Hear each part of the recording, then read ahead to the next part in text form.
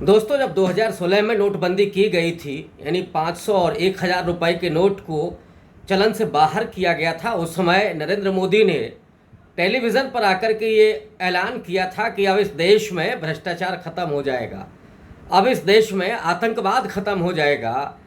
और उसके बाद उन्होंने 2000 रुपए का नोट जारी किया।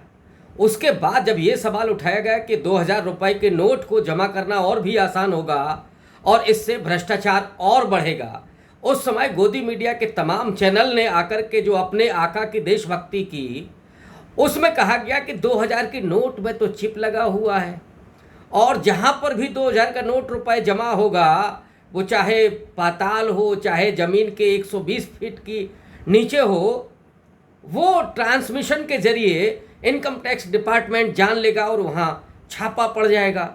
लेकिन दोस्तों, पिछले 2 साल से ये 2000 रुपए का नोट चलन में कभी कभार ही दिख रहा है। कभी आपने देखा कि एटीएम से 2000 का नोट मिला? और ये नोट कहाँ मिल रहे थे, ये भी जग जाहिर है। तो क्या वजह है कि ये जो सरकार की नोटबंदी थी, जिसमें ये दावा किया गया था कि इस देश से भ्रष्टाचार खत्म हो जाएगा, लेकिन हुआ क्या? आज आरबीआई की तरफ से ये जारी किया गया है कि अब 2000 रुपए का नोट भी बंद किया जा रहा है। यानी 1 सितंबर तक आप उसको बदल सकते हैं, अदरवाइज़ वो चलन से बाहर हो जाएगा। इस समय वो तमाम लाइनें याद आ रही हैं कि जिसमें सैकड़ों लोग मर गए, तमाम लोगों की शादियां टूट गईं और प्रधानमंत्री जी ने आकर के कहा एक रैली में कि बड़ा लोग थे, लाइन में लगे थे, जिनकी शादियां टूट गईं। माने उस मुद्दे को भी उन्होंने जिस ढंग से लोगों के सामने रखा, उन अमीरों का, जिसको वो अमीर कह रहे थे, हालांकि सबसे बड़े अमीर तो इस देश के उनके ही मित्र हैं, लेकिन जो मिडिल क्लास था, अपर मिडिल क्लास था, उसका मजाक उड़ाया जा रहा था कि वो शादियां नहीं कर सका।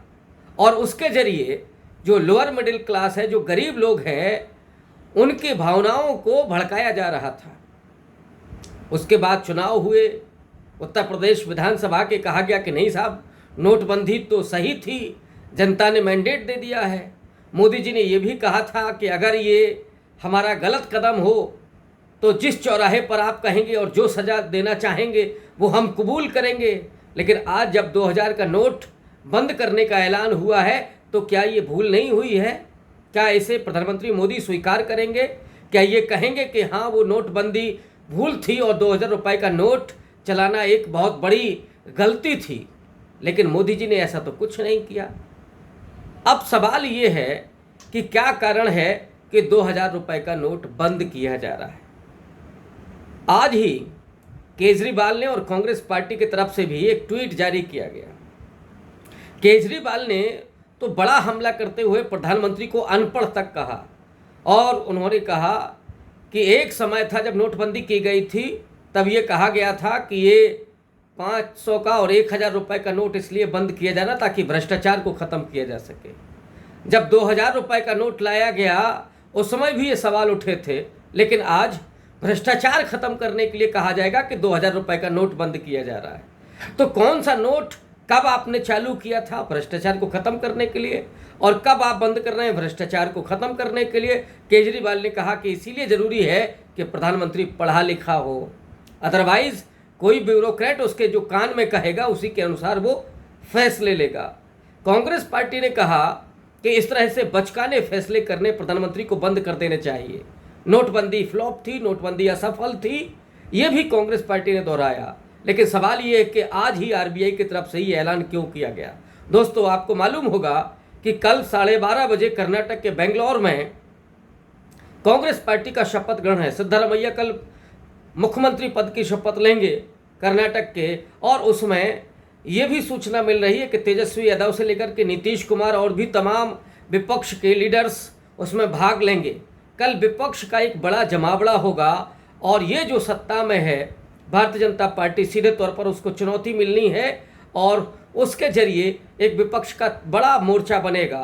तो कल वो खबर मीडिया से गायब हो और मीडिया में ये 2000 रुपए का नोट बंद हुआ है इसका स्तुतिगान हो उस महामानव प्रधानमंत्री जी का, इस्तकबाल किया जाए कि उन्होंने ये बड़ा कदम उठाया है, इससे तो आतंकवाद ख़त्म हो जाएगा। लेकिन इसी देश में नोटबंदी के समय जब ये वादा किया गया था, उसके बाद भी पुलवामा हुआ जिसमें 40 जवानों की शहादत हुई, लेकिन मोदी जी तब से लेकर के अब तक खामोश हैं।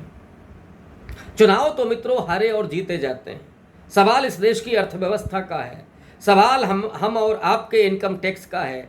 जो 2000 नोट के छपाई पर जो पैसा खर्च हुआ होगा वो कौन देगा, इसका जवाब कौन देगा? क्या सरकार इस पर कोई श्वेत पत्र लाएगी? क्या विपक्ष इसके लिए वो मांग करेगा? ये किसी व्यक्ति का पैसा नहीं है जो नोट के चलन के लिए खर्च हुआ है। 2000 रुपये के नोट पर जो खर्च हुआ है वो इनकम टैक्स पेयर्स का पैसा है, जो तमाम हम और आप जैसे लोग हैं उनका पैसा है। लेकिन इस सरकार को और आरबीआई के जरिए ये बताने की ज़रूरत नहीं महसूस हो रही है कि हम 2000 रुपये का नोट क्यों चलन से बाहर कर रहे हैं, इसके कारण क्या हैं और कितना इस पर खर्च हुआ था, कितना भारत की अर्थव्यवस्था को नुकसान हो रहा है। एक और बड़ा कारण बताया जा रहा है कि 2024 के लोकसभा चुनाव के पहले ये भी एक मास्टर स्ट्रोक साबित हो सकता है। जिस तरह से 2016 में जो तमाम आरोप लगाए गए थे विपक्षी दलों के द्वारा और भी लोगों के द्वारा कि ये सरकार ने और उस पार्टी ने तमाम चीज़ों को मैनेज किया, आरोप तो यहाँ तक लगाए गए कि एक पार्टी के कार्यालय में पैसों को बदली करने के लिए 50% कमीशन तक चल रहा है। ये भी आरोप लगाए गए थे, लेकिन उन आरोपों का क्या हुआ?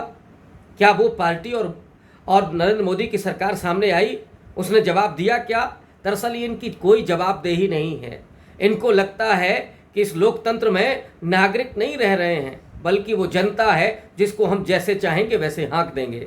वो राजा की तरह व्यवहार कर रहे हैं। राजा बोला रात है तो जनता कहेगी रात है, वो भले ही दिन के 12 क्यों ना बज रहे हों।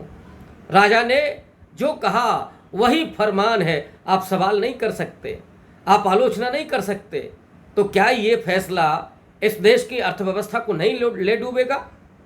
हम लोग जानते हैं कि नोटबंदी और जीएसटी के बाद तमाम व्यापारी और ख़ास करके भारतीय जनता पार्टी के जो सपोर्टर्स रहे हैं, उसमें पहला सपोर्टर तो बनिया तबका है, जो व्यापारी वर्ग है।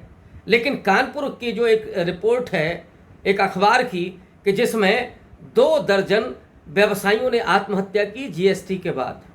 ऐसे ही न जाने कितने दिहाड़ी मजदूरों से लेकर के और तमाम लोग लाइन में लगे मर गए और व्यापारियों का भी भारी नुकसान हुआ। प्रधानमंत्री नरेंद्र मोदी ने अपनी 70 से ज़्यादा उम्र की माँ को लाइन में लगाया, इससे जस्टिफाई करने की उन्होंने कोशिश की। इसको देशभक्ति तक बताई। आपको वो वीडियो याद होगा मनोज तिवारी का, जिसमें वो कहते हैं कि हम लाइन में गए, लोग बड़े परेशान से दिख रहे थे और हमने कहा, एक गीत गा करके उन्होंने बताया कि देशभक्त हैं लगे लाइन में, और सब ने कहा कि हाँ हाँ ठीक है, हम लाइन में लगे रहेंगे, हम देशभक्ति कर रहे हैं।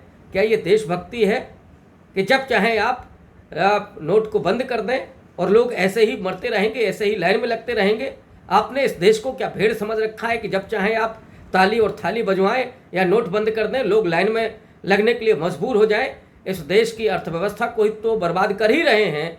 इस देश के नागरिकों का बोध भी आप ख़त्म कर रहे हैं। इसलिए इस देश के लोगों को इस बात को समझ लेना चाहिए कि इस तरह की तानाशाही सरकार और इस तरह का रवैया, इसमें संवैधानिक संस्थाओं को पूरे तरीके से कमज़ोर कर दिया गया हो, ऐसी सरकार कभी भी लोकतंत्र और संवैधानिक तंत्र के लिए ठीक नहीं होती है।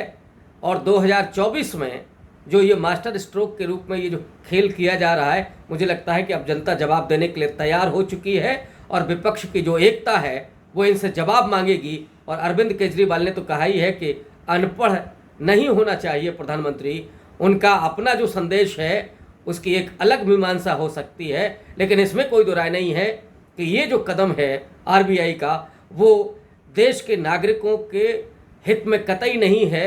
लोगों को मजबूर होना पड़ेगा लाइन में लगने के लिए, लोगों को मजबूर होना पड़ेगा दुख दर्द सहने के लिए।